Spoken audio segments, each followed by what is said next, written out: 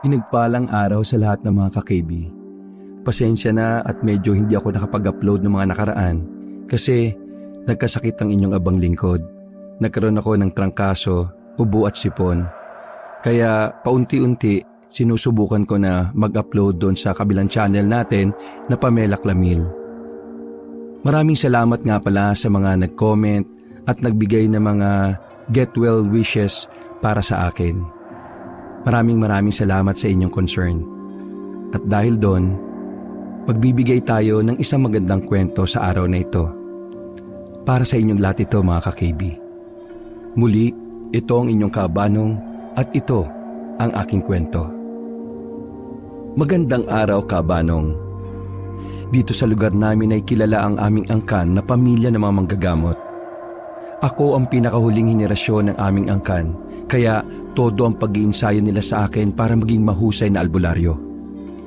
Pero ang hindi ko maintindihan ay kung bakit ipinartner nila ako sa tito kong mayabang na nga wala pang ni isang nagamot ng tama.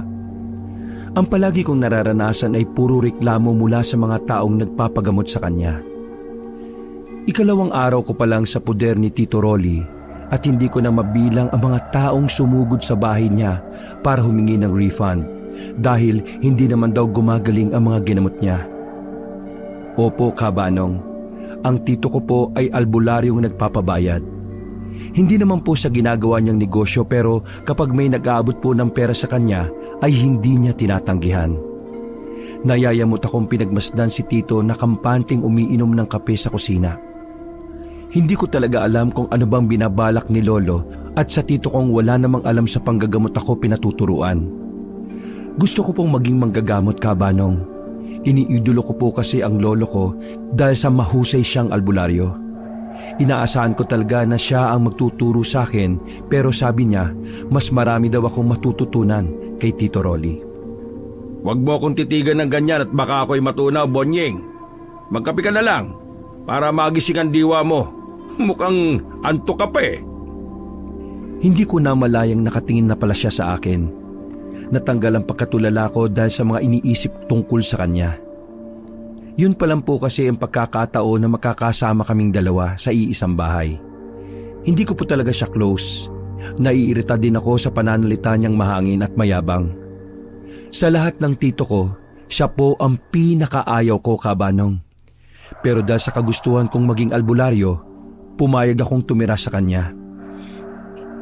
Matandang binata po ang tsuhin kong yon, kaya siguro ganun ang ugali niya. Mas maganda na po sigurong matunaw ka, Chong. Ano bang ituturo mo sa akin? Bukod sa pagiging mayabang mo wala ka namang nagagamot. Kailan niyo po ba ako tuturuan manggamot? Akala mo talagang wala akong nagagamot. Tsaka bakit ba sa akin sinisisi sa hindi paggaling ng mga walang hiyang yon? Sila naman ang nagkulang sa pag-intindi sa mga billing ko Kasalanan nila kung bakit hindi sila gumagaling. Po? Yung nakarang araw kung naalala mo, yung matandang lumubo ang isang paa. Yung matandang natatnan ko po nang dumating ako dito?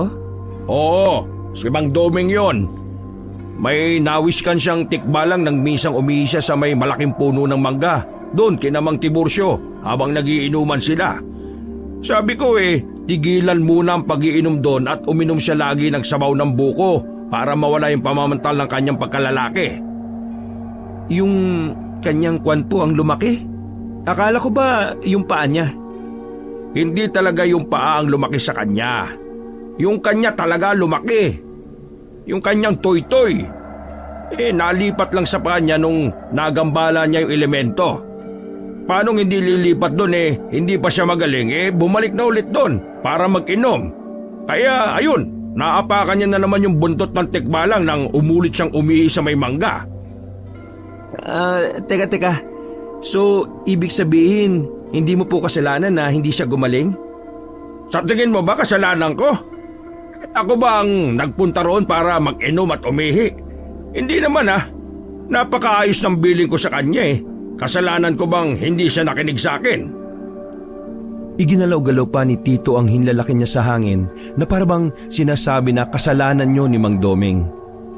Halata ko sa mukha niyang naiinis din siya sa ginawa ng pasyente niya. Ngayon, pupunta-punta siya dito sa bahay. Para ano? Para isumbat sa akin ang kasalanan niya at tumingi ng refund. Sino naman loko-loko ang magre-refund sa kasalanan na may kasalanan? Pero paano niyo nalaman na bumalik siya doon Hindi naman niya sinabi. Tinitigan ako ni Tito at pinaningkita ng mata. Hanggang sa unti-unti ko nang naintindihan kung paano niya nalaman. Doon ko po naalala na nakakakita siya ng mga elemento. Naisip ko na baka yun din ang rason kung bakit sa kanya ako pinaalaga ni Lolo. Kasi may third eye din po ako. Hindi na niya ako sinagot, Kabanong. Inibanan niya ang usapan. Mamayang gabi pala, Bonying. Maganda ka at may pupuntahan tayo. Po? Mamayang gabi? Bakit mamayang gabi pa? Kabilugan ng buwan mamayang gabi. May bilog ba na buwan tuwing umaga? Bilog na tiyan, meron siguro. Pambira ka naman sa bilog na tiyan, Tito. Paano? Tanong ka ng tanong di sinagot kita. Hindi na ako nagtanong at nagtimpla na lang ako ng kape ko. Habang nagtitimpla ay may narinig akong malalakas na sigaw na nagmumula sa labas. Rolly! Rolly! Lumabas ka riyan! Hayop ka! Tumayo si Tito at kaswal na naglakad palabas ng bahay. Iniwan ko ang tinitimplang kape at sumunod sa kanya papunta sa labas. Mang Artemio, anong sa atin? Hayop ka! Sabi mo babalik sa katinuan si Magda! Sabi mo ibabalik na siya ng engkanto kumuha sa kanya! Sabi mo... Teka! Mang Artemio, anong pinagsasabi mo? Hindi ba't bumalik na si Magda sa katinuan nung nakaraang buwan pa? Nung matapos ang kabilugan ng buwan? Hindi ko maintindihan ang sinasabi mo, Mang Artemio. Nakita ko pa nga siyang gumaling na Nakita kong nag-aalala na si Tito dahil sa tono ng boses niya. Pakiramdam ko natatakot na rin siya dahil sa sinasabi ni Mang Artemio. Hindi naman agad sumagot si Mang Artemio. Bagya siyang huminahon at nag-isip hanggang sa ilang segundo ang lumipas, saka ulito nagkwento. Lumapit na siya kay Tito at naupo sila sa upuang kawayan sa balkonahin ng bahay. Pasensya ka na, Rolly. Hindi ako dapat magalit sa'yo. Baka nga may nagawang mali kaya bumalik ang sakit ni Magda. Teka, sino pala yung batang yan? Pamangking ko, si Bonito. Bonying for short. May alalay ka na pala ngayon. Teka, balik tayo sa usapan. Gumaling nga si Magda noong nakaraang buwan. Kumising na siya. Nagagawa na niya yung mga bagay na gusto niya. Masaya ako at masigla na siya at mukhang wala na nga siyang nakikita na kung ano-ano. Pero nitong huling 3 araw bigla na lang siyang nahimatay sa gitna ng mga ginagawa niya. Nung minsan nagigib siya ng tubig, bigla na lang siyang nawalan ng malay sa may poso. Tapos, nung naglalabas siya ganun din ang nangyari. At ang huli nga kanina habang nagsasampay siya kasama si Loleng, bigla na lang siyang bumulagta at hanggang ngayon hindi na rin nagigising. Rolly, hindi kaya kinuha na naman si Magda ng mga engkantong itim? Kitang-kita ko sa mukha ni Mang Artemio ang takot at pag-aalala sa kanyang anak. Nakatitig siya sa mga mata ni Tito Rolly. Naghihintay ng magandang sagot mula sa tiyuhin ko. Wala ba kayong napapansin na iba maliban sa palagi siyang nahihimatay? Bagyang nag-isip si Mang Artemio. Pakiwari ko'y inaalala niya ang mga nangyari noong nagdaang mga araw. Wala. Teka, meron pala. Kapag mag-aalas 5 na ng hapon pumapasok na siya sa kanyang silid. Hindi na siya lalabas hanggat hindi pa sumasapit ang umaga. Kailan pa niya yung ginagawa? Pakiwari ko'y noong nakaraang linggo lang nag-umpisa nang magpunta siya sa ilog ng mga pinsan niya para daw mag-picnic. Hindi ba't sabi ko, wag na muna siyang magpupunta sa ilog? Paulit-ulit ko pang binilin sa inyo yun, di ba, Mang Artemio? Wag munang pupunta sa ilog si Magda. Pambihira naman kayo, Mang Artemio Imbis na makatulong kayo sa akin ngayon doble-doble na ang gagawin kong trabaho. Hindi ko na masundan ang mga pinagsasabi nilang dalawa. Hindi ko maintindihan kung bakit ayaw papuntahin ni Tito Rolly si Magda doon sa ilog at kung bakit sinabi niyang doble na ang trabaho niya. Hindi ko rin na alam na pupunta sila roon. Nandun ako sa bukid ng mga oras na yun eh. Pinaalalahanan ko naman siya pero hindi ko naman siya masisisi. Naiinip na siya kaya siguro nagdala at sumama sa mga pinsan niya. Intindihin mo na lang, Rolly. Yun na nga masama, Mang Artemio eh. Kahit naiintindihan ko, kung kayo naman hindi nyo ako maintindihan, magkakaproblema talaga tayo. Pinagsabihan ko naman kayo tapos ngayon sisisihin nyo ako. Pasensya na pero hindi ko na po kayo matutulungan. Nakita ko ang inis sa mukha ni Tito nang tumayo siya at naglakad na papasok ng bahay.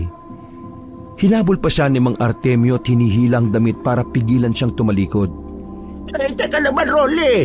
Ito na ang huli, pakiusap. Hindi ko nahahayaang malingat pa sa paningin ko si Magda.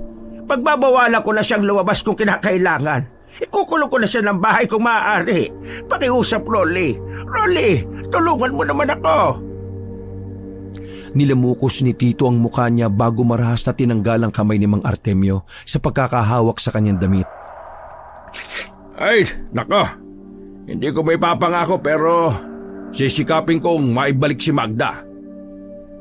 Walang kalingon-lingon nang sabihin niyo ni Tito bago tuluyang pumasok sa bahay. Napatras naman ako nang sa akin bumaling si Mang Artemio. Iho.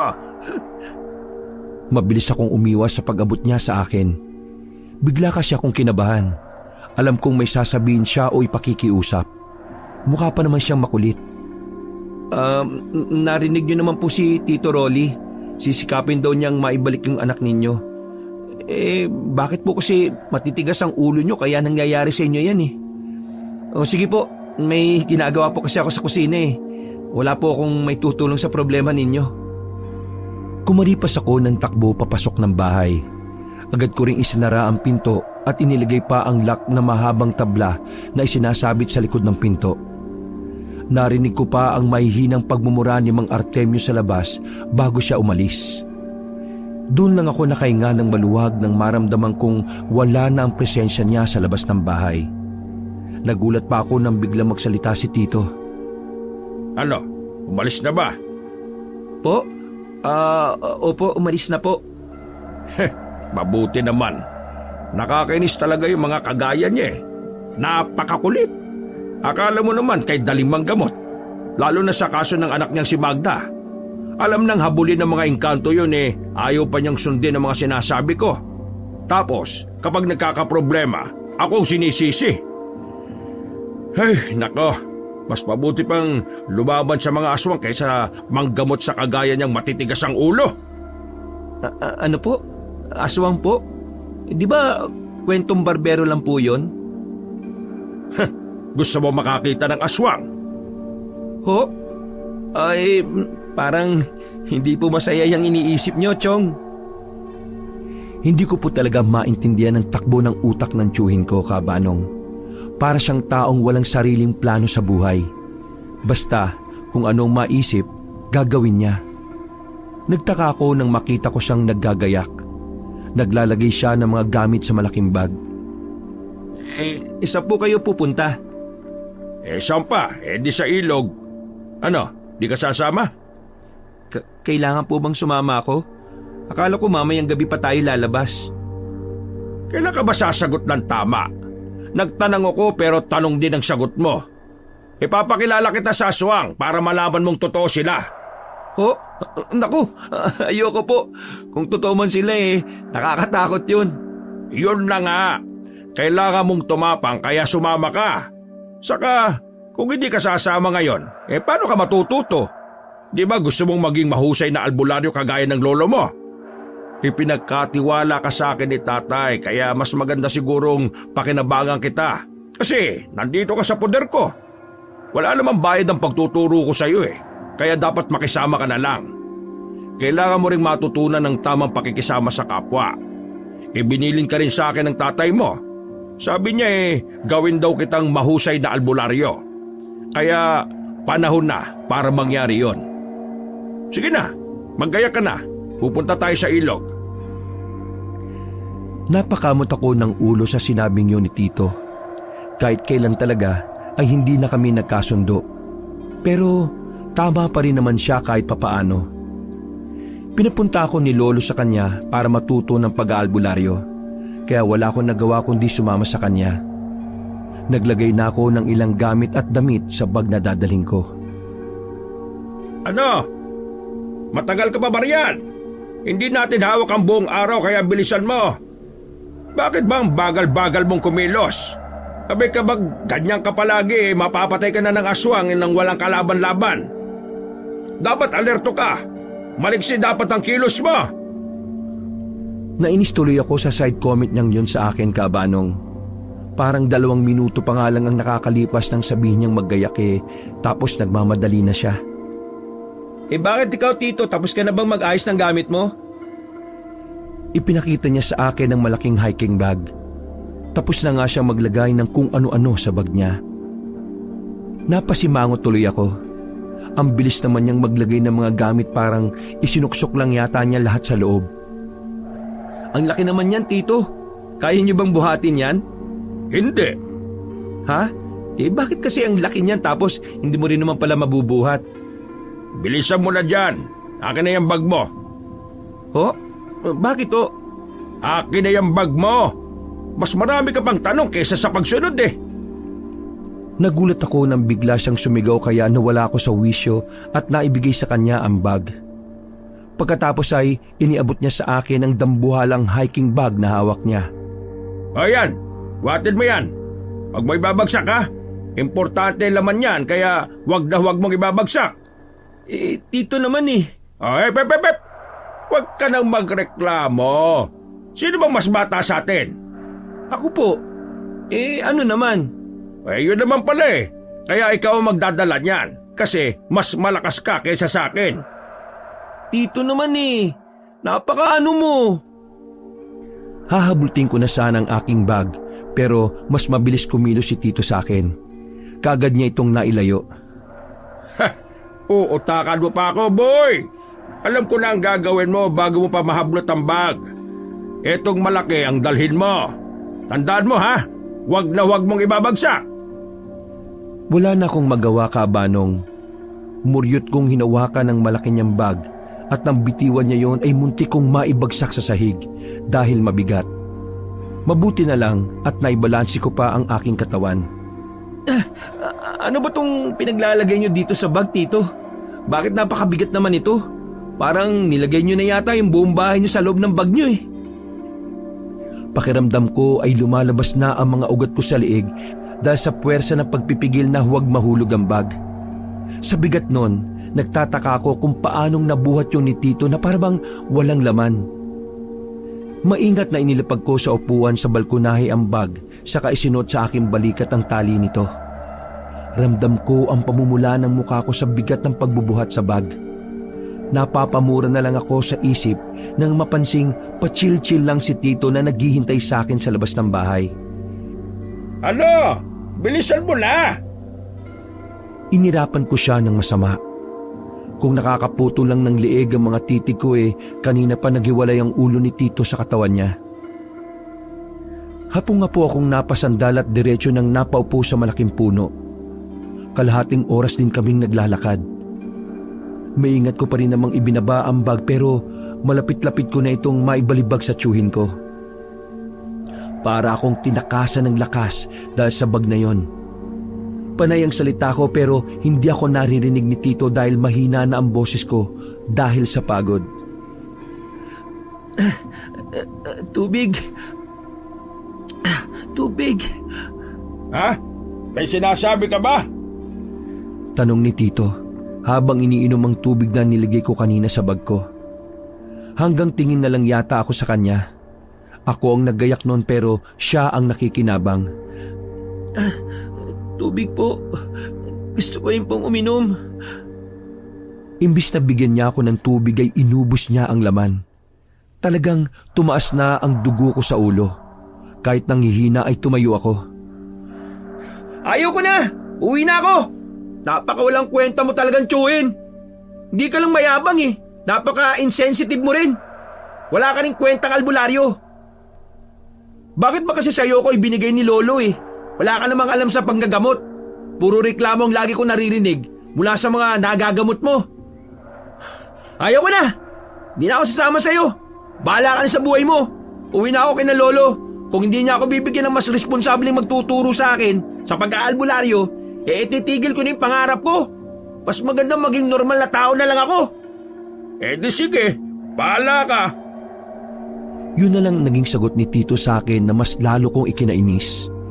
Naikuyong ko ang aking kamao. Gusto ko siyang suntukin pero pinigilan ko na lang ang aking sarili.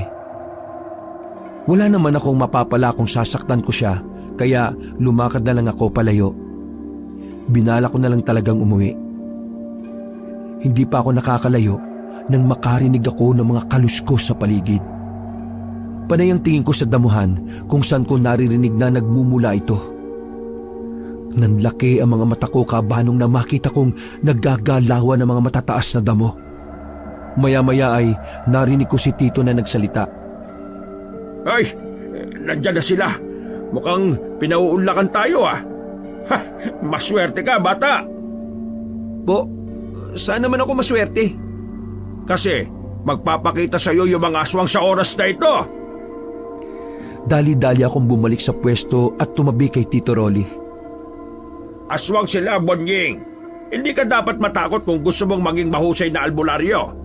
Hindi ka rin dapat magkaroon ng awa sa mga kagaya nila. Normal na tao ang ginagamot natin. Ang aswang, kalaban natin yan. Kaya lumabang ka, kung hindi, gagawin ka nilang pagkain.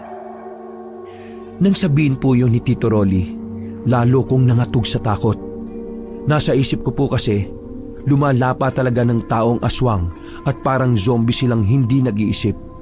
Kapag nagutom sila, kakain lang sila at wala silang pakialam kung sino na ang nagiging biktima nila. Hindi na sila marunong kumilala. Nakita kong inilabas na ni Tito ang buntot pagi niya mula sa malaking bag. Pagkatapos ay inihanda na niya ang sarili sa pag-atake sa mga aswang. Matikas ang tindig niya at inihahampas pa sa hangin ang kanyang latigo. Sige, lumapit kayo! Ha, matagal-tagal na rin akong walang ehersisyo. Talagang ang lakas ng loob nyo na tambangan ako dito. Sige, lumabas kayo! Bawal ang duwag! Nang sabihin niyo ni Tito, lalo kong natakot, kabanong. Lalong lumakas sa mga kaluskos sa damuhan. Nagagilap ako ng pwede kong panlaban sa mga aswang. Kinalkal ko ang bag ni Tito para maghanap ng sandata. Nakita ko ang kanyang balisong. Kinuha ko yon. Nakita ko rin ang isang plastic bottle na may lamang tubig at dinikdik na bawang. Naisip ko na panlaban sa aswang ang bawang kaya kinuha ko rin ito.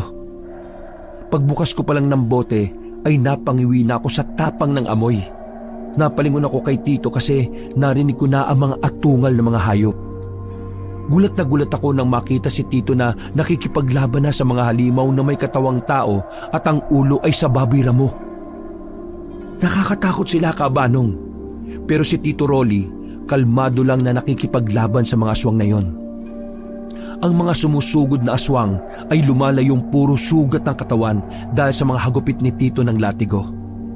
Napasigaw ako nang bigla na lang may aswang na tumalon sa kaliwa ko. Sa sobra kong pagkabigla, ay nabuhusan ko siya ng tubig mula sa hawak kong bote. Umatungal ang aswang habang umaatras. Nakita ko ang pag-usok ng katawan niya.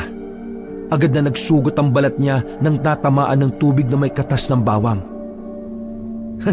Ganun pala nangyayari sa kanila, kaya takot sila sa bawang. Ngayon, alam ko na. Dahil sa ginawa ko, bigla kong napangiti. Naisip ko kasi ang sinabi ni Tito na huwag akong magbigay ng awa sa mga aswang. Nagkaroon ako ng tapang at lakas ng loob na kalabanin ng mga ito.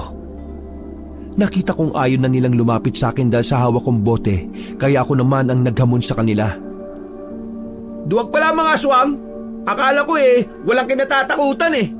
Hindi naman siguro masama kung paliguan ko kayo, di ba? Kasalanan nyo kasi yan. Sumugod kayo sa amin. Dapat di nyo na naisipan yan eh. Para tahimik sana tayong pare-pareho. Pagkasabi ko noon, ay sinugod ko ang malalapit na aswang at pinagwiwisikan sila ng katas ng bawang. Umatungal sila sa galit, pero may ibang aswang na mabibilis ang kilos. Hindi ko napansin na may ilan na pala sa likuran ko. Muntik na akong masaktan pero maagap si Tito. nahagupit niya ang mga ito. Dahil sa pakikipaglaban namin sa mga aswang, parang nagalit naman sila. Lalo silang naging mabangis. Bata, tumakbo ka na! Upalis ka na dito! Diretsuin mo lang ang banda roon. May ilog doon at doon mo ako hintayin. Hindi makakalapit ang mga aswang sa lugar na yon dahil sa mga halamang tumutubo ro na nakakapagpahina sa kanila. Bilisan mo na! Tumakbo ka na! Masyado na silang marami. Hindi ko masisiguro ang kaligtasan mo. Dali! Nataranta ko sa sinabi ni Tito. Nakita ko sa itsura ng mukha niya na talagang seryoso siya. Kaya dali-dali kong nilapitan ang bag niya para buhatin. Huwag mo nang dalhin yan. Hindi naman importante ang laman yan eh. Sige na, tumakbo ka na! Paano po kayo, Tito? Mas kaya kong harapin ang mga ito kapag wala akong ibang iniisip. Kaya umalis ka na! Hindi na ako sumagot pa, Kabanong. Alam ko namang kayang-kaya niyang labanan ng mga aswang na yon. Walang lingon-lingon akong tumakbo ng tumakbo. Hindi ko na alam kung saan na ba ako napadpad. Ilang minuto na akong tumatakbo nang mapansin kong parang wala naman akong nakikitang ilog. Hindi naman ako sumalisin ng daan sa sinasabi ni Tito kaya alam kong hindi ako naliligaw. Pero napansin ko na ang mga naglalakihang mga puno. Napahinto ako sa pagtakbo at tumingala. Lalo kong natakot nang tingnan ko ang mga puno. Napakatayog na mga ito at nandiliit na ako. Pakiramdam ko ay may mga halimaw na rin ang mga puno sa paligid. Naliligaw ba ako? Mukhang naligaw nga yata ako. Naengkanto yata ako. Doon na ako nakaramdam ng pagkabahala at panlalamig. Sa tingin ko nga ay pinaglalaruan na ako ng mga nakatira sa gubat. Agad na namawi sa mga palad at noo ko sa naiisip kong nakakatakot na mga nilalang na nakatira sa lugar na yon. Pero nagtataka lang ako kung bakit hindi ko sila maramdaman. Dati kasi kapag nakakaramdam ako, nanlalaki na ang ulo ko at nagtataasa na ang aking balahibo.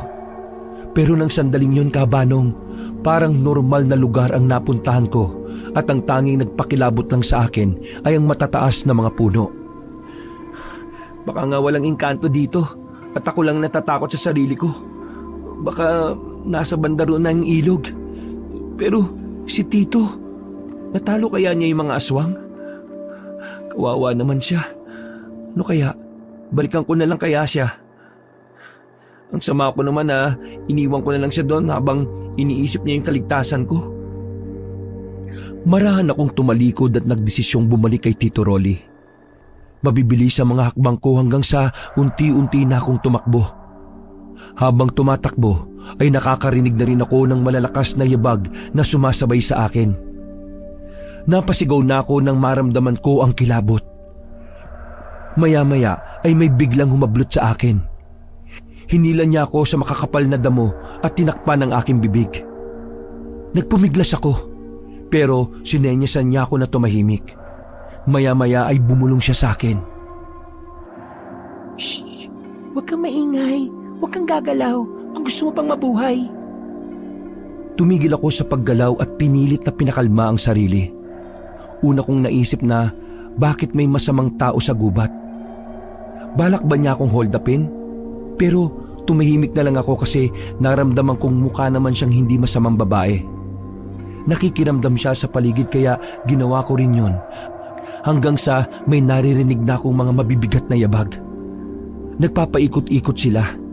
Parang pinalilibutan kami. Nakailang ikot din sila hanggang sa unti-unti na silang lumayo. Saka lang ako binitiwan ng babae nang maramdaman itong wala na ang mga yon. Hinawi niya ang malagong damo na nagsisilbing taguan namin. Sumilip siya sa labas. Napatalikod ako agad nang makita na ang itsura ng babae. Bakit? Ngayon ka lang ba nakakita ng babaeng halos subad? May damit pa naman akong natitira eh. Huwag kang OA, no? Marahan akong humarap muli sa kanya. At tama naman siya. Nakadamit pa naman siya. Natatakpan pa naman ng tela ang masiselang na bahagi ng katawan niya. Napansin ko rin ang ilang mga galos at sugat na naghihilom na at yung iba naman ay parang kakasugat lang. Mukhang wala na sila. Nauna siyang lumabas. Sumunod ako na hindi pa rin komportable sa nakikitang babae na nakatapis na lang ng telang sinlaki ng panyo ang masiselang bahagi ng katawan. Kaya hinubad ko ang aking t-shirt at ibinigay ko ito sa kanya. Eto, suotin mo nang makapag-usap tayo na maayos. Mabuti pa at may sando pa ako. Hindi rin ako sanay nang nakahubad eh. Salamat. Hindi ka naman siguro madaling kapitan ng sipon, di ba? Pagkasabi niya nun ay saka naman ako napabahing. Hindi naman. Talaga lang ha? Ano ba yung mga ingay na yung kanina? Ikaw ba yung hinahabol nila? Mga tikba lang yon. Oo, hinahabol at hinahanap nila ako. Hindi naman siguro magkakaganon ng damit ko kung kaya ko talaga makatakas sa kanila, di ba? Tikba lang? Kanina aswang yung nakasagupa namin eh. Ngayon naman tikba lang. Nasa mundo pa ba ako ng mga tao? Tumitig siya sa akin. Pinakiramdaman niya siguro ako. Ngumiti siya ng mapakla. Di mo pa pala alam kung nasaan lugar ka? Sabi ko na naligaw ka lang dito. Ako? Naliligaw? Hindi ah. Diretso ko lang na tinatakbo yung daan na sinabi ni Tito sa akin eh. Ang kaso nga lang, hindi ko nakita yung ilog na sinasabi niya na doon ko siya hintayin. Napunta ako dito sa lugar na nagtataasan ng mga puno. Ikaw, bakit ka nandito? Nandito ka sa mundo ng mga engkanto at elemento. Naligaw ka dito. May oras talaga na nawawala ang ilog na yon kapag lumagpas ka doon nang hindi ito nakikita. Ibig sabihin, bumukas ang lagusan ng mga engkanto. Teka. Yung tikba lang, panhiniwalaan ko pa pero yung mundong sinasabi mo? Saan ba nakatira yung mga tikbalang sa tingin mo? Nandito ako sa mundo nila kasi may ninakaw akong pag-aari nila. Kaya binihag nila ako. Pag-aari? Ano yun? Kumuha lang naman ako ng buhok nila kasi gusto ko lang malaman kung talagang nakakatupad ng wish yun.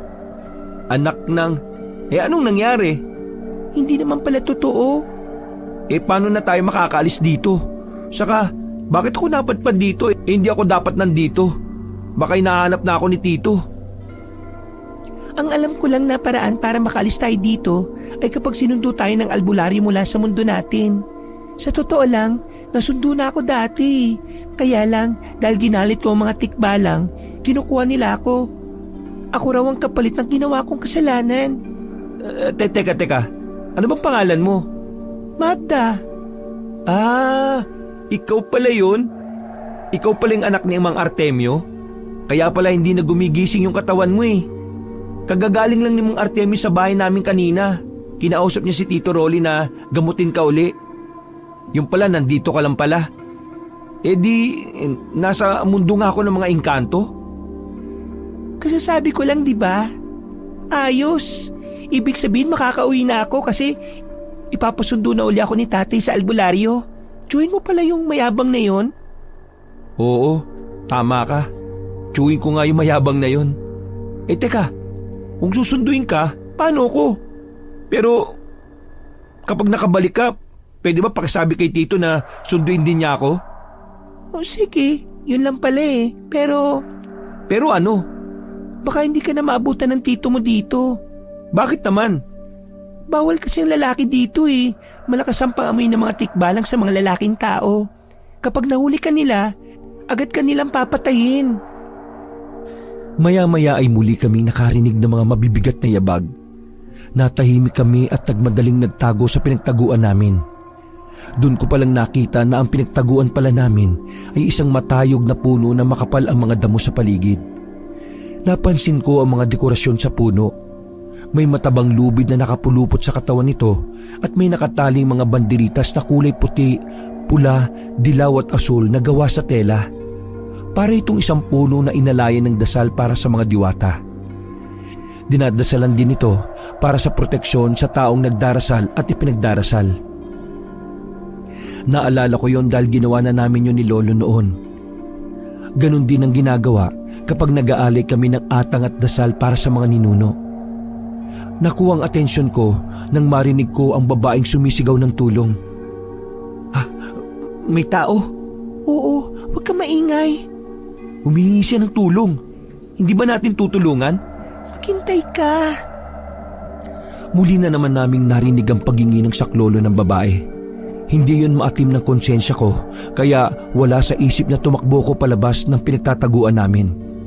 Doon ko na nakita ang mga engkantong kulay itim ang bumihag sa babae. Mga ayop kayo, mga engkanto kayo! Abulin niyo ako! Ako huliin niyo! Kung kaya niyo! Puro lang kayo pambibiyag ng mga babae, mga duwag! Pagkasabi noon ay nakita kong binitiwan nila ang babae at saka ako hinarap. Tumakbo na ako ng matulin. Habang tumatakbo ay panay ang pangaasar ko sa mga engkanto. Narinig ko ang mga yabag nilang patungo sa akin. Hindi ko na rin alam kung saan ako pupunta. Basta takbo lang ako ng takbo. Hanggang sa bigla na lang akong nahulog at nagpagulong-gulong at umabot na ako sa pinakaibaba. Nagkunwari akong nawala ng malay at palihim na tumingin sa itaas. Nakita ko doon ang nilalang na kabayo ang ibabang bahagi ng katawan at ang itaas naman ay katawan ng tao. Ang mukha nila ay sa kabayo rin. Galit na galit ang mga mata nilang hinahagilap ako. Malakas silang umatungal at humahalinghing. Tikbalang nga. Nasaan na yung mga engkantong humabol sa akin? Bakit naging tikbalang? Pero di ko na sila dapat hanapin. Baka dumating pa. Matarik ang bangin na kinahulugan ko. Kung kaya't hindi sila makababa. Pero hindi naman yun sobrang taas. Nanatili lang sila sa itaas. Maya-maya pa'y umalis na ang iba pero may 3 naiwan. Hindi ko tuloy alam kung paano makakatakas sa kanila. May naramdaman akong hapdi sa bandang hita ko. Mataman lang akong pinagmasdan ng 3 tikbalang. Nagtataka lang ako kung bakit hindi sila bumababa para puntahan ako. Wala rin naman akong pagpipilian kaya bumangon na lang ako. Pasakit pa rin kasi ng pasakit ang hita ko. Nakita kong nagulat ang mga tikbalang nang bumangon ako. Inakala siguro nilang patay na ako kanina kaya hindi na ako nilalapitan. Muli silang umatungal at galit na galit nang makita kong buhay pa. Napatingin ako sa hita ko. May malaking tinik na nakatusok. Hinubad ko ang suot na sando. Pinunit ko yon para humaba. Kasabay ng impit na pagsigaw ay mabilis kong hinugot ang nakabaon na tinik sa aking hita. Saka agad na ipinulupot ang pinunit kong sando sa sugat. Hinigpitan ko ang pagkakatali para pigilan ang pagdurugo ng sugat. Pinilit kong tumayo. Namamanhid ang hita ko pero kaya ko pa namang maglakad. Nagsimula akong maglakad sa ibaba ng bangin. Iniisip ko, bakit parang pamilyar ang lugar na yon? Luminga-linga ako sa paligid. Hanggang sa may makita akong malaking puno. Pamilyar talaga ang puno na yon. Ang malalaki nitong mga ugat ay lumalabas sa gilid ng bangin. Sa korte ng mga ugat nito ay pwede kong gamitin para makakyat sa itaas. Alam kong ligtas ako sa lilim ng puno na yon dahil kagaya ito ng punong pinagtataguan namin ni Magda. May malaking lubid rin na nakapulupot dito. Ibig sabihin ay nadasalan din ng puno. Napansin kong sinusundan ako ng tingin ng 3 tikbalang pero ganun pa rin, hindi pa rin sila bumababa upang dakpin ako. Pakiramdam ko tuloy ay may pumipigil sa kanilang makababa o di kaya'y takot silang bumaba dahil hindi na sila makakaahon. Nang marating ko ang mga ugat ng puno ay nagsimula na akong umakyat pa itaas. Pinilit kong makakyat kahit sobrang sakit ng hita ko, kabanong. Hindi naman ako binigo ng katawan ko at matiwasay ako nakabalik sa itaas.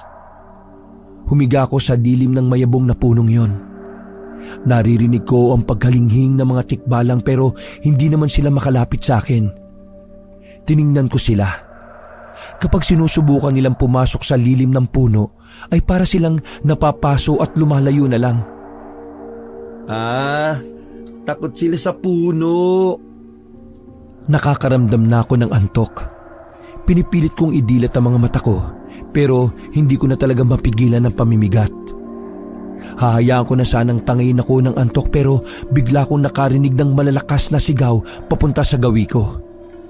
Maya-maya pa ay may mga kamay na biglang bumuhat sa ulo ko. Ginigising ako. Hoy! Hoy! Bonying na lang for short. Hindi hoy-hoy. Ha? Ano pinagsasabi mo? Yun ang pangalan ko. Hindi hoy-hoy. Teka, kasama mo na yung babaeng kinidnap ng mga engkanto? Nailigtas mo siya? Oo, kaya gumising ka na dyan. Kailangan na nating mahanap ang daan palabas. Oo nga pala. Sige. Umalis na tayo. Wala na ba yung mga tikbalang? Wala na. Kaya umalis na tayo bago pa tayo mahanap uli. Kagad akong tumayo at inaya na silang umalis. Pero bago pa kami makaalis, nakita ko na ang mga kalaban namin. Paano tayo makakauwi nito? Napapalibutan na tayo ng mga tikbalang. Napatras ako nang mapansing napakarami na nila sa labas ng dilim ng puno. Sinusubukan nila makapasok pero gaya ng dati ay para silang napapasok. Kaya laking pasasalamat pa rin namin na hindi nila kami malapitan. Ang problema nga lang ay kung papaano kami makakaalis doon kung nakaharang naman sila. Doon! Itinuro ni Magda ang bangin sa parte kung saan ako nahulog. Di ba sa totoong mundo ay may ilog? Dito sa mundo, meron din. Pero tingnan nyo, natuyo na yung tubig. Pero ilog pa rin yan. Oo nga. Pero makakabalik ba tayo sa atin kapag pumunta lang tayo dyan? Walang masama kung susubok. Nagkasundo kaming tatlo na bumaba uli sa bangin para pumunta sa natuyong ilog. Pagdating namin doon, Kabanong, napahinto ako sa paglalakad dahil may narinig akong babaeng umiiyak. Sandali, naririnig niyo ba yon? Ang alin? May umiiyak na babae. Parang nasa malapit lang yun. Sandali lang pupuntahan ko. Baka kailangan ng tulong. Ano naman? Sige na, mauna na kayo dun sa ilog. Tapos mag-isip na kayo kung paano makakabalik sa atin. Sandali lang ako. Kawawa naman siya kapag iniwan natin. Hindi ko na sila pinakinggan, Kabanong. Iniwan ko silang panay dakdak sa akin. Pinipigilan nila ako na puntahan ang naririnig kong umiiyak. Sabi pa ni Magda, hindi lahat ng umiiyak ay humihingi ng saklolo. Madalas daw, ang iba, mga engkanto na nagpapanggap na humingi ng tulong at kapag nilapitan ay saka bibihagi ng biktima. Pero hindi ko siya pinakinggan. Mas nanaig sa isip ko ang tulungan siya dahil hindi kaya ng konsensya ko na may iniwang nangangailangan. Hindi ko na naisip na baka nga malagay ako sa panganib. Saka ko naiisipin ang bagay na yon. Sa kakahanap ko sa babaeng umiiyak, nakita ko siyang naiipit ng katawan sa natumbang puno. Dali-dali ko siyang nilapitan para tulungan. Malaki ang katawan ng puno at hirap na hirap ako sa pagbuhat. Kada galaw ko sa puno ay siyang iyak ng babae dahil lalo siyang naiipit. Hala, paano to? Paano ka ba napunta dyan? Ano bang gagawin ko? Tumingin-tingin ako sa paligid hanggang sa makakita ko ng putol na sanga.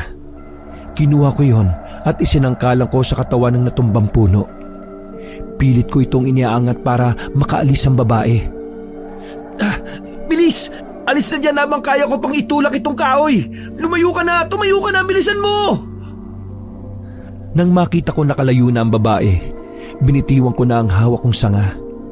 Hinagilap ko uli siya kung saan nagpunta. Nakita ko siyang nakaupo sa ibabaw ng malaking bato. Hinihipan niya ang sugat sa kanyang hita. Tinanggal ko ang nakataling tela sa hita ko at saka itinali sa sugat niya.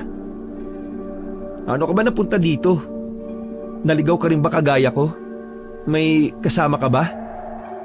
Hindi umimik ang babae. Nang tapos ko ng talian ng sugat niya, saka ko siya tiningnan. Doon ko lang nakita na napakaamo ng mukha niya, Kabanong. Napakaganda rin ang ngiti niya. Mas ikinabigla ko pa ang mga sinabi niya sa akin. Pusila kang iyong puso, Tagalupa. Hindi ka na dalawang isip na tulungan ako. Dahil dyan, bibigyan kita ng gantimpala.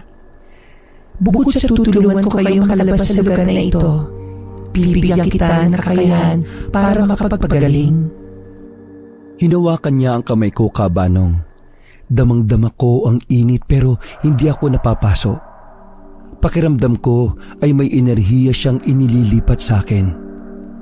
Pagkatapos niya sa ginagawa ay tumayo na siya. Nawala na ang sugat sa kanyang katawan. Ibinili niya sa akin sa oras na maging isang manggagamot na ako ay bumalik ako sa ilog. Pumili ako ng isang puno at doon ay palagi ako magsagawa ng pag-aalay. Palagi ako magdasal doon upang lalo pa niyang palakasin ang aking kakayahan. Isang tawag ko lang daw sa kanya ay agad siyang darating. Kagaya daw ng ginawa kong pagtugon sa kanyang panawagan. Pagkatapos sa mga bili niya ay bigla na lang siyang nawala.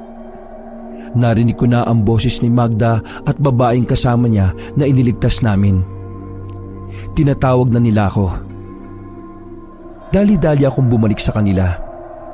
Magkukwento pa sana ako pero narinig ko na ang boses ni Tito Rolly.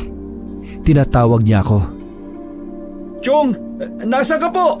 Nagdidinig kita pero hindi kita nakikita. Naririnig kita, Bonjing.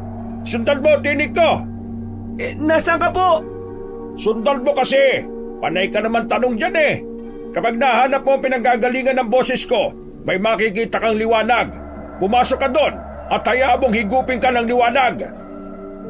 Sama-sama naming hinanap ang boses ni Tito Rolly.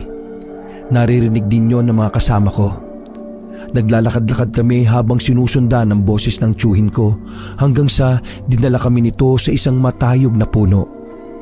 Kagaya ng nakita ko, isa itong puno na may lubid at banderitas. Isa itong puno na dinadasalan ni Tito Rolly. Kung ganun, ito pala ang puno na dinadasalan ni Tito. Ibig sabihin, ang kakayahan niya sa panggagamot ay mula rin sa mga diwata. Totoo pala na ang mga albularyo ay may gabay ng mga engkanto. Ang galing naman. Pero bakit kaya biniyayaan ng diwata ng kakayahan si Tito? Ang sama ng ugali. Mayabang na mahangin pa. Hoy, naririnig kitang walang hiya ka. Gusto mo bang sunduin kita dyan o hayaan na kitang mabulok dyan? Wah, Tito, di ka na po mabiro oh. Siyempre, joke lang yun. Uwi na po ako. Nakikita ko na yung liwanag. Pero teka, paano po itong mga babaeng kasama ko? Walang hiya ka. Natrap ka na nga sa mundo ng mga engkanto Nang babae ka pa. Balak mo pang isama sila dito sa mundo natin. Hindi sila pwede dito. Gusto mo bang maparusaan ka kapag nailabas mo pa sila? Hindi po, Tito.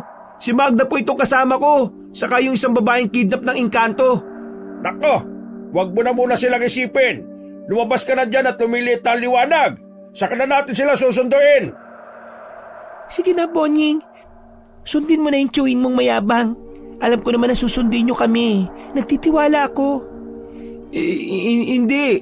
Paano kung di na kayo masundo? Ito na pagkakataon natin na makalabas. Kaya sama-sama tayong lalabas dito. Paano? Hawakan nyo kamay ko. Sabay-sabay tayong papasok sa liwanag. Panay ang tanggi ni Magda pero mapilit po ako, Kabanong. Hinawakan ko sila sa kamay at pinilit ko silang hinatak papasok sa katawan ng punong nagliliwanag. Habang sinusuong namin yon, nararamdaman kong unti-unting naglalaho ang dalawa. Sigaw sila ng sigaw. Para silang nasasaktan. Hindi ko na sila mahawakan. Para silang natutunaw. Tawag ako ng tawag sa kanila. Pilit ko silang nilalapitan pero hindi ko na nahabol. Bigla na lang silang naglaho. Sumigaw ako ng sumigaw. Sinisisi ko ang sarili ko dahil sa nangyari sa kanila. Naglaho sila dahil sa katigasan ng ulo ko. Maya-maya'y nakaramdam ako ng malakas na sampal sa pisngi. Napabalikwas ako ng bangon. Mabuti naman at bumalik ka na. Tigas ng ulo mong bata ka Talagang isinama mo sila. Sabi ko sa iyong babalikan na lang natin Tumambad sa paningin ko si Tito Rolly na pawis sa tumihingal. Tumayo siya at lumapit sa ilog. Uminom siya doon. Ha? Ilog? Nasa ilog ako? Paano ko napunta dito, Tito? Paano ba ako nakabalik? Nilibot ko ng tingin ang paligid. Kakaibang ilog na yon, Kabanong. Sa palibot ng ilog ay may naglalakihang mga puno na parang lalamunin na ng mga sanga nito ang ilog. Dumilim ang paligid dahil sa makapal na dahon. Napatingala din ako sa puno kung saan ako nakasandal. Bakit ang dami pong punong malalaki dito? Dito mo pa ako isinandal sa maliit na punong to. Ha? May maliit na puno dito? Tiyo, ano pong puno ito? Punong Bonying. Ha? Kapangalan ko? Nilapitan ako ni Tito Rolly saka kinausap. Diyan kita natagpuan. Nakasandal ka na talaga sa punong yan. Hinigup ka ng punong yan at dinala sa mundo ng mga elemento. Ipinanganak kang nakatadana na sa iyo ang pagiging albularyo. Kaya sinubok ka ng bantay mo. Lalagpasan mo ang pagsubok na yon kaya nakuha mo ang gabay niya. Ang punong sinasandalan mo ngayon, yan ang punong dadasalan mo. Diyan ka mag-aalay ng pasasalamat sa gabay mo.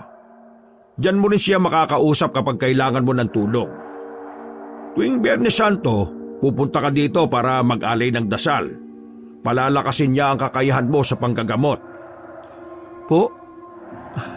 Akala ko, puno mo ito kasi dito ko narinig yung boses mo eh. Akin pala to. Bakit maliit pa? Meron bang nag-uumpisa ng malaki na? Natural, sa maliit magsisimula yon. Darating ang araw at lalaki rin ang punong yan. Habang umuhusay ang kakayahan mo, lumalaki ang puno. Talaga po? Paano po kung hindi ako humusay sa panggagamot? Di, mabobonsay ang puno mo. Totoo po? Subukan mo para malaman mo. Tito, nasa po pala yung puno mo? Itinuro sa akin ni Tito Rolly ang puno niyang inaalayan niya ng dasal. Nanlaki ang ulo ko dahil sa kilabot. Bukod sa napakalaki ng punong yon, nakakatakot talaga ang kapal ng mga dahon. Halos nakayuko na ang puno sa ilog. Mas nangilabot pa ako nang makitang may kapre na nakaupo sa sanga ng punong yon. Nakatingin lang siya sa amin. Maya-maya ay umiti ito ng malapad. Naglabasa ng malalaki nitong ngipin na nangingintab sa puti. Tito, yung puno mo, may kapre. Talaga? Ha! Akalain mo nga naman. Nagpakita sa iyo ang gabay ko. Siya ang gabay mo? Isang kapre? Oo. Sige, tayo na. Muwi na tayo. Tito, si Magda, saka yung isang babae, paano po sila? Di ba nasundo mo na sila? Hindi po. Bigla na lang silang naglaho habang hawak ko yung kamay nila eh. Natural. Alangan namang isama mo pa sila. Di tatlo na kayo sa katawan mo. Siyempre, diretso na yun sa katawan nila. Ganun pala yun? Bago namin iwan ang ilog, muli kong nilingon ang kapre. Hawak niya ang bag ni Tito Rolly at tinitingnan niya ang laman nun. Doon ko lang po nalaman kabanong na ang laman pala ng bag na yon ay pasalubong ng tsuhin ko sa gabay niya. Napangiti na lang ako. Doon ko po nakilala ang tsuhin ko. Mabuti siyang tao. Kasi hindi siya makakaroon ng mabuting gabay kung hindi mabuti ang puso niya. Sadya lang talagang mayabang siyang umasta kasi siguro po may ipagyayabang talaga siya. Mahusay naman po talaga siyang albularyo. Kaya po mula noon, gusto ko nang magpaturo sa kanya kung paano gamitin ang kakayahang ibinigay sa akin ng aking gabay. Habang pauwi na kami, nangangatog na naman ang tuhod ko. Pakiramdam ko ay may panganib na namang nakaabang sa amin. Tito, pakiramdam ko po may panganib. Parang kinikilabutan kasi ako eh. Saka parang pakiramdam ko, dito sa lugar na ito tayo tinambangan ng mga aswang. Oo, dito nga. Kasi lagusan nila ang lugar na ito. Normal lang makasagupan natin sila. Halak ka, wala po bang ibang daan? Saka di nyo ba sila natalong lahat kanina? Hindi. Bakit ko naman sila lilipulin? Hindi naman sila ang sadya ko eh. Di ba nga't sa ilog tayo pupunta? May oras lang kasi ang paglabas ng lagusan ng dalawang mundo. Kailangan habulin yon. Muntik na nga ako mahuli. Mabuti't pinauna kita. Iba na lang po tayo dumaan, Tito. Baka may iba ka pa pong alam. Ano ka ba? Masasanay ka ng dumaan dito, no? Palagi ka nang pupunta dito eh. Yan ang palaging pagsubok ng mga gabay natin sa atin. Hindi pwedeng basa-basa lang tayo makakalapit sa kanila nang hindi naghihirap. Walang madali sa mundo, iho. Bakit? Natatakot ka ba? Sino ba naman kasing hindi matatakot sa aswang, Tito? Habang papalapit kami ng papalapit sa lugar kung saan kami tinambangan ng mga aswang, Lalo akong nangangatog, Kabanong. Naalala ko pang wala na yung bag ni Tito. Ibinigay na niya doon sa kapre. Wala na nga kaming panlaban sa mga aswang.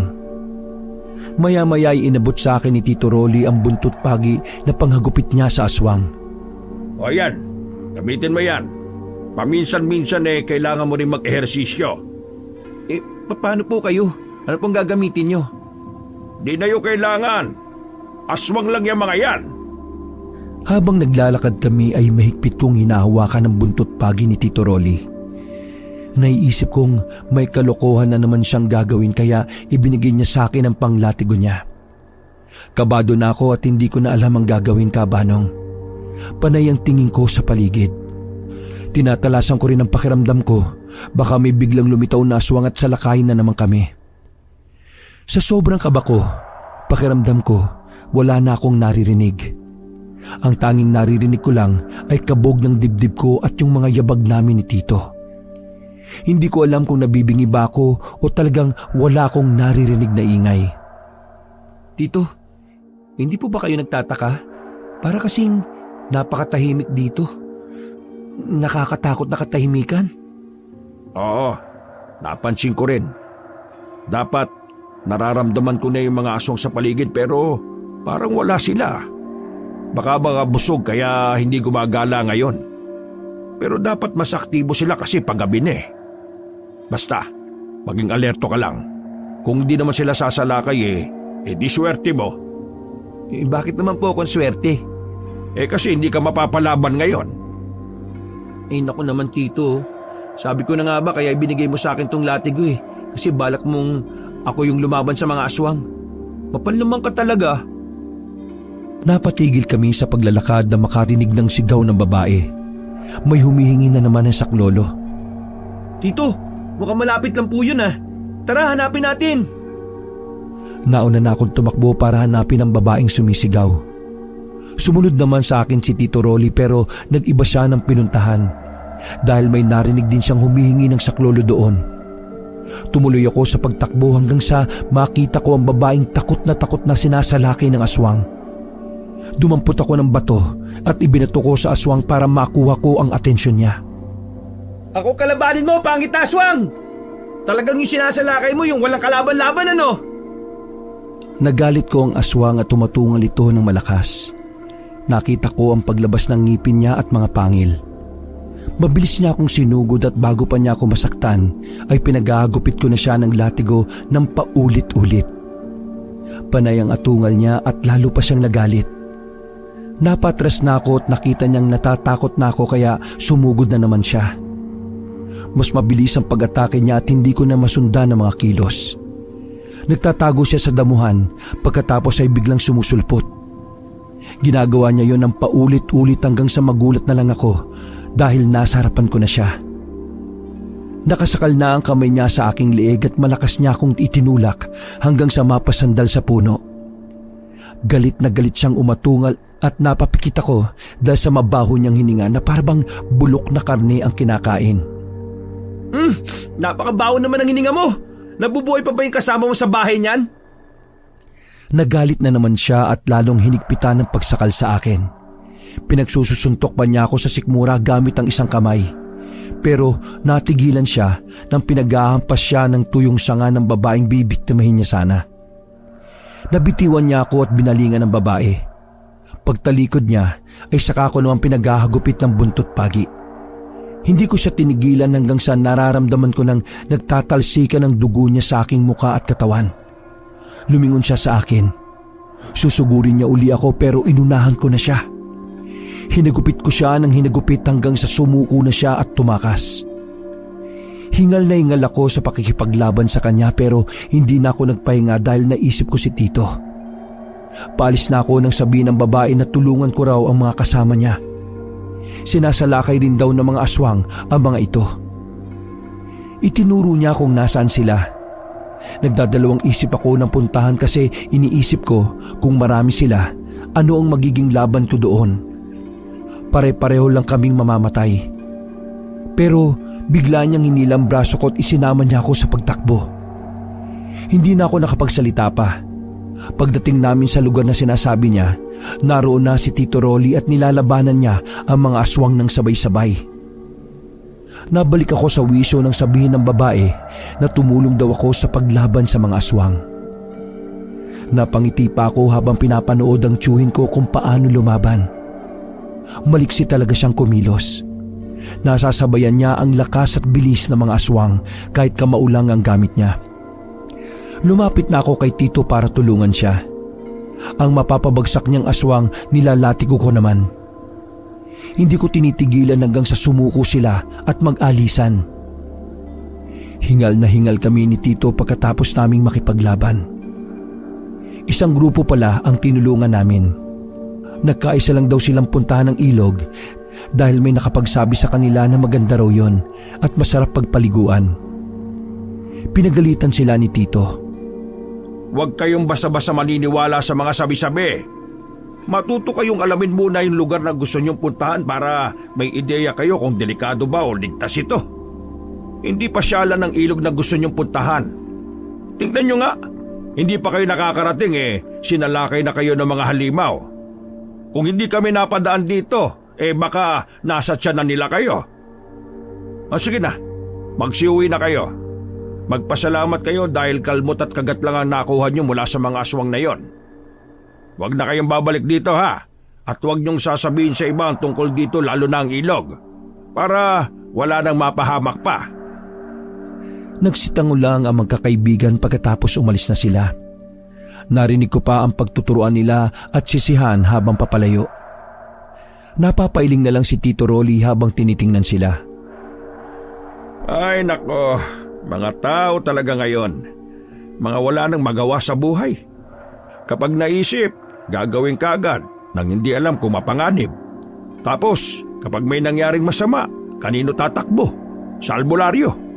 Tapos sisisihin ang mga engkanto sa kalokohan nila. Ay nako, katitigas ng ulo. Okay, tara na. Umuwi na tayo. Dumaan muna tayo kay na Mang Artemio. Bakit po? Tignan natin kung nakabalik na ba si Magda. Saka may mga kailangan akong ibilin sa kanila. Lumakad na uli kami at paggabi na nang dumating kami sa bahay ni na Magda. Nakita kong nakabalik na nga siya dahil siya ang sumalubong sa amin para pagbuksan kami ng pinto. Malapad ang ngiti ni Magda. Agad kaming pinaupo sa upo ang kawayan sa sala nila pagkatapos ay tinawag ang kanyang ama. Rolly, napadaan kayo. Ay, oo nga pala, kanina nagising na si Magda. Sabihin mo, nag-alay ka ba uli para ibalik ng mga engkanto yung anak ko? Nakausap ko yung mga kumuha sa kanya. Kaya naman pala sila nagagalit kasi kinalit ng anak nyo dahil kumuha siya ng mahalaga sa kanila. Ano? Ano naman ang kukunin ni Magda sa kanila? Saka, paano yung makukuha ni Magda? Sandali lang ha. Magda! Magda! Pumarinig ka nga dito. Ano itong sinasabi ni Rolly ha? Lumapit si Magda nang nakayuko. Pinaupo siya ng tatay niya sa bakanting upuan saka pinagpaliwanag. Natatawa ko nang mapilitan si Magda na sabihin ang totoo. Galit na galit sa kanya ang tatay niya na halos sabunutan pa siya. Ano ba ang kailangan natin gawin, Rolly? Para hindi na magalit sa kanya mga engkanto at hindi na siya kunin uli. Kailangan ibalik ni Magda ang kinuha niya sa kanila. Po, pero wala na po yun Naitapon ko na po. Paano ko ibabalik? Buhok ang kinuha mo kaya buhok din ang kapalit nun. Putulin mo ang buhok mo at yan ang ipapalit natin sa kanila. Kaya kanila binabalikan kasi gusto nilang makuha ang mahaba mong buhok. Sa pag-aakala nila, yan ang buhok nilang kinuha mo. Lalo kong natawa ng patago dahil sa reaksyon ni Magda. Nakikita ko sa mukha niya na ayaw niyang putulin ang mahaba niyang buhok. Sumimangot na lang siya. Alam kong wala rin siyang magagawa. Kung hindi siya papayag, bukas gigising na naman siyang hinahabol ng mga tikbalang. Napaisip ako kabanong. Habang nasa mundo ako ng mga engkanto, marami palang nagawa si Tito Rolly. Nakakausap niya ang mga engkanto at elemento kahit hindi siya pumapasok sa mundo nila. Naastigan talaga ako sa kanya. Mas lalo kong natuwa na maging albularyo. Nasa isip ko po noon, gusto kong maranasan din ang mga ginagawa niya. Hindi na rin ako naiinis sa lolo ko. Naiintindihan ko na siya kung bakit kay Tito Rolly niya ako pinaalagaan. Bago po kami umuwi, nagsagwa muna si Tito ng pag-aalay sa puno ng mangga sa likod bahay ni Magda. Matapos ang mga dasal ay inilagay niya sa tabi ng puno ang pinutol na buhok ni Magda. Kasama ang ilang mga prutas na alay para sa paghingi ng tawad. Pagkatapos po noon ay nagbilin uli si Tito sa kanila. Nanlalaki ang mga mata niya habang nagtatagubilin. Talagang sinabi niya sa kanila na kapag naging pasaway pa uli si Magda ay hindi na siya tutulong. Pagkatapos ay umuwi na rin kami. Habang naglalakad pa uwi, naalala ko naman ang isa pang babaeng nakilala ko doon sa kabilang mundo. Siya nga pala, Tito. Meron pa palang isang babae, yung iniligtas ko doon sa mundo ng mga engkanto. Nakabalik na kaya siya? Hindi ba natin siya pupuntahan para makasiguro tayo na ligtas siyang nakabalik? Bonyeng, hindi porket albularyo ka, pakikialaman mo na ang lahat. May mga bagay na hindi mo na kailangan trabahuin. Lalo na kapag hindi ka naman nilalapitan para doon. Hindi lang ikaw ang albularyo. Ang trabaho ng iba, ipaubaya mo na sa kanila. Tandaan mo, ang binibigyan natin ng serbisyo ay yung mga lumalapit para sa serbisyo natin. Kapag hindi lumapit, hayaan mo sila. Tsak naman na lalapit sila sa iba. Ibig sabihin, may ibang albularyo nang gumagamot sa kanya? Ganun pala yun. Pero Tito, bakit ba nangunguha ng tao yung mga engkanto? Palalaman mo din yan habang tumatagal. Hindi lahat ng sagot manggagaling sa akin. Basta, bilisan mo na maglakad. Ang kupad mo. Magluluto ka pa ng hapunan ha. Hindi pa tayo kumakain. Sira ulo din yung Mang Artemio na yan. Hindi man lang tayo inalok ng hapunan. Kuripot talaga yung hayop na yon. Buti po, hindi kayo pinaparusahan ng gabay nyo kapag lumalabas yung masama nyong ugali. Wala namang perpekto sa mundo. Pasalamat nga sila't nagmumura lang ako. Pagod na pagod po ako nang nakauwi kami ng bahay. Pakiramdam ko po, ang araw na yon ang pinakamahabang araw sa buhay ko, Kabanong. Ang dami ko pong naranasan. At mula po noon, marami pa akong naranasan kung ano-ano. Pakiramdam ko po, kapag kasama ko ang tiyuhin ko, hindi lang kababalaghan ang nararanasan ko. Pati mga reklamo ng mga taong nagpapagamot sa kanya ay hinaharap ko. Kasi minsan po talaga, pasaway ang tiyuhin ko, lalo na kapag hindi niya gusto ang pasyente niya. Kunwari ay ginagamot niya pero ang totoo ay hindi. Sabi niya lang sa akin, may panahon kung kailan dapat gamutin ng isang tao.